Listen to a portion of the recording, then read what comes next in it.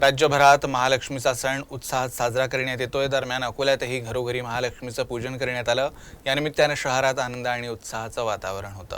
आज घरोघरी महालक्ष्मींचं पूजन केलं जातं। अकोल्यातील सोनोने कुटुंबात गेल्या अनेक वर्षांपासून ज्येष्ठा गौरी पूजनाची चालत आलेली प्रथा आजही तशीच कायम आहे।